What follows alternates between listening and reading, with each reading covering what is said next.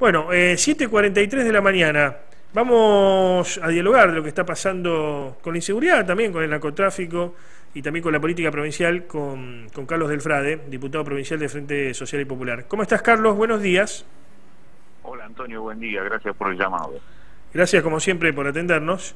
¿Viste esta noticia, estimo, ¿no? de los choferes que salían drogados de la terminal de ómnibus? Que es una locura. Sí, anoche ya estaban dando vueltas estas noticias y era impactante, entre otras cosas, lo que significa hoy el policonsumo de lo que sea en cualquier actividad laboral. Es realmente impactante. Yo me acuerdo cuando en los años 90, Antonio, cuando empezamos a hacer las primeras investigaciones, que derivó en el primer libro que hicimos allá en el año 2000, sobre cómo se había agravado el consumo de sustancias psicoactivas en los trabajadores.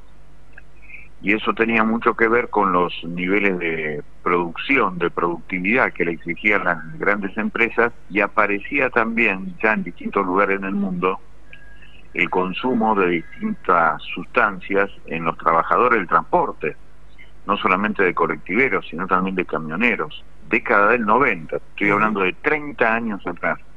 Así que imagínate cómo se ha incrementado toda esta cuestión y cómo es imprescindible que esto, en primer lugar, se blanquee, se informe realmente cómo es el nivel de policonsumo.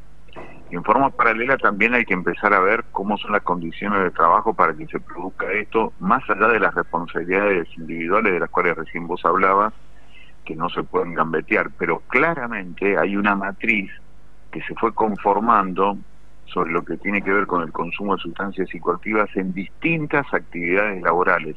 Eso ya nos preocupaba muchísimo a fines de los años 90. Se puede decir que estamos en un momento donde, que quizás suene mal lo que diga, ¿no? Pero ¿es moda la droga, es moda la cocaína? Porque me parece que esto se ve en varios lugares, ¿no? Como que si no te tomás un pase, no sos parte, no te consideran de determinada manera. Estamos en un como momento... una cuestión de identidad, vos lo decís. Sí, es real eso. A mí me parece que es real, pero me parece que eso en realidad comenzó a ser especialmente a partir del año 2007, que para mí es una de las tres fechas claves para pensar todo lo que está sucediendo hoy, porque en el 2007, Antonio, la Argentina ocupa el lugar de México en la importación de efedrina, porque en aquel momento la Junta Interamericana de Fiscalización de Estupefacientes, que dependía de Naciones Unidas, le prohíbe a México, instancia impuesta por Estados Unidos y Canadá, la importación de efedrina, porque eso generaba la producción de metanfetamina que justamente iba a la población más consumidora del mundo, que es Estados Unidos. Entonces le prohíben a México y la Argentina lo reemplaza. A partir de ese momento, del año 2007, se democratiza de una forma fenomenal el consumo de cocaína, marihuana y de sustancias distintas, algunas químicas, acá en la Argentina. Es a partir de ese momento en donde la cosa se hace más dramática. Pero la cuestión de la moda, a mí me parece que aparece incluso mucho antes, pero en el 2007 es cuando verdaderamente se democratiza el consumo. Tendrá que ver también, pienso, ¿no?, en voz alta, con un gusto por lo prohibido, ¿no? Porque el ser humano también es así, ¿no? Cuando si lo prohíben es como que te genera atracción. Sí, como una mayor atracción, efectivamente. Sí, yo creo que eso también tiene que ver, incide, por eso hay que seguir con mucha...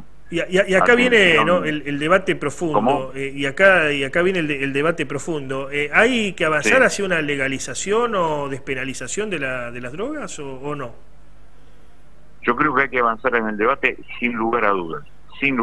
Hay que ver cuáles son las experiencias, por ejemplo, en el Uruguay, en Portugal, en distintos lugares de Europa, porque evidentemente la cuestión de lo que significa la prohibición, como vos decís, no solamente genera mayor atracción, sino que genera negocios mafiosos, que es lo que nosotros estamos percibiendo todos los días en los barrios rosarinos. Yo creo que hay que avanzar en el debate sin lugar a dudas. ¿En qué estadio estamos ahora de la inseguridad, del narcotráfico? Pasó la andanada esta, ¿no?, de varios días de asesinatos, cruentos asesinatos. Este fin de semana, hasta ahora, que no se conoció otra información al respecto, no hubo asesinatos. ¿En qué estadio estamos? Nosotros estamos en un problema muy fuerte en la provincia, en donde del 2013, esa es la otra fecha, desde el 2013, el asesinato del pájaro cantero hasta hoy, 8 años después, hemos tenido un nivel de violencia muy profundo en el debate de la propiedad del territorio, en donde las bandas, que siempre son narcopoliciales, no han tenido reserva alguna como para avanzar en los intereses que ellos intentan defender, y usan por supuesto a las pibas y a los pibes que son consumidores consumidos o soldaditos, en donde terminan asesinados o asesinándose mutuamente, que ese es el verdadero drama que generalmente aparece en los barrios.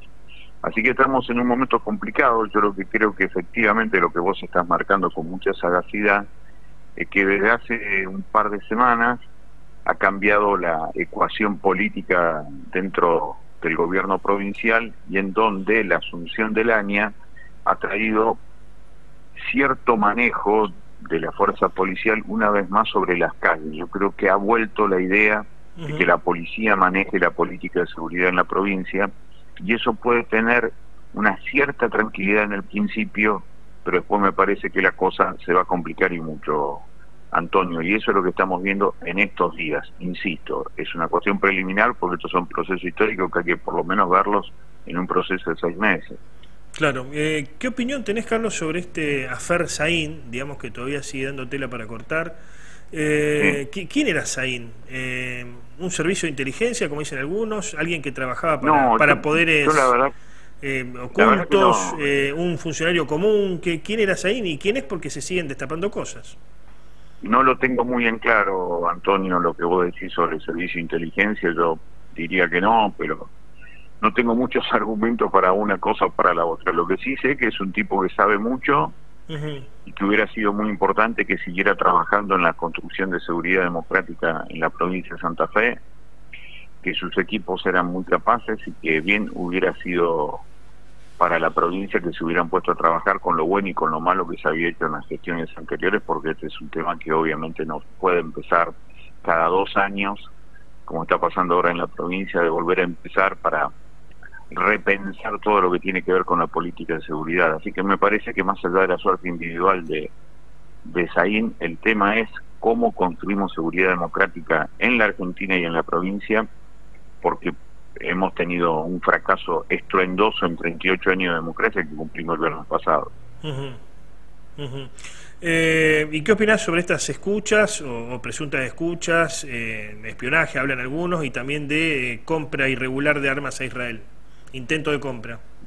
Lo de la compra de armas de Israel ya lo había denunciado en su momento el Tribunal de Cuentas y lo había parado. Eso es muy interesante, dio un buen reflejo del Tribunal de Cuentas. Eso me parece muy importante y en su momento se investigó y se profundizó la investigación.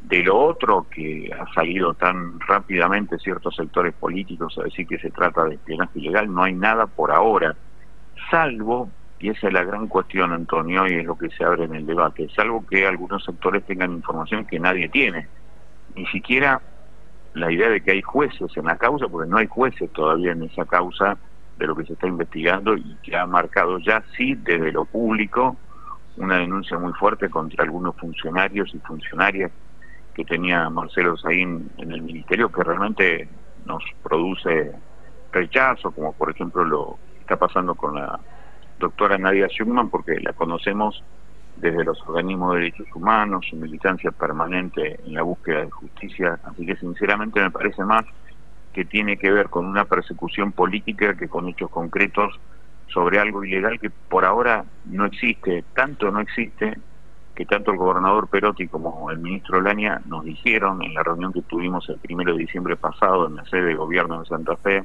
que no había ningún tipo de escucha, ni legal ni ilegal. Por lo tanto, hay que ver realmente sobre por qué se han hecho todos esos allanamientos el viernes 26 de noviembre, especialmente el Ministerio de Seguridad de Rosario, y de la manera irregular que se hicieron.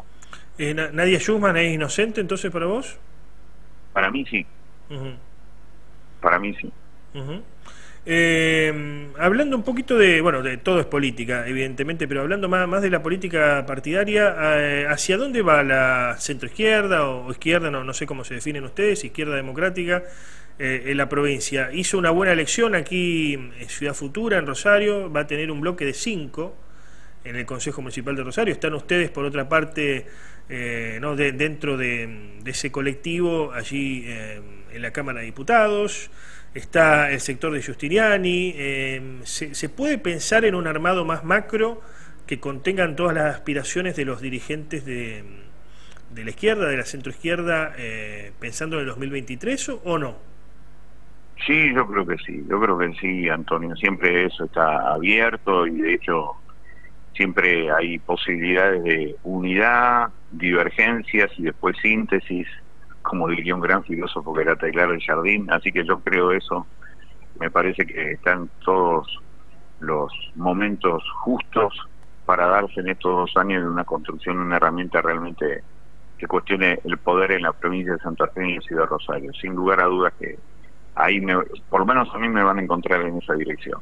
Es un momento para la izquierda a nivel nacional, pienso, ¿no? Porque las últimas elecciones hizo una muy buena elección el Frente Izquierda, uno de los extremos del arco político, ¿no? También hizo una muy buena elección Milei, digamos, pero es como que la gente va eligiendo opciones un poco más extremas y condena o castiga con el voto las opciones más de centro, ¿no? Centro izquierda inclusive o centro derecha. Sí, yo creo que sí. A mí me parece que generalmente cuando aparecen las épocas en donde se profundiza la desigualdad, es claro que van a aparecer distintas opciones políticas que terminan seduciendo, por lo menos momentáneamente, a mucha gente, como vos decís, de distintos marcos extremos. Yo creo que efectivamente para quienes aspiramos a una realidad diferente, las elecciones a nivel nacional del FIT son muy, pero muy interesantes y ojalá se pudiera coordinar en una acción para hacerla mucho más ancha a toda esa perspectiva política para construir una herramienta de transformación de la realidad que suponga también la incorporación de identidades políticas que vienen de otras experiencias, incluso de lo que significaría el peronismo de izquierda, hasta un radicalismo de izquierda, corrientes socialistas que no quieren saber nada con la socialdemocracia. Me parece que sería muy interesante. Eso merece algo muy importante, que es amplitud, tolerancia, capacidad de escucha y capacidad de construcción de una herramienta realmente de mayorías. Muchas gracias por el contacto, Carlos. Para mí un gustazo. Hasta cualquier momento, Antonio. Adiós.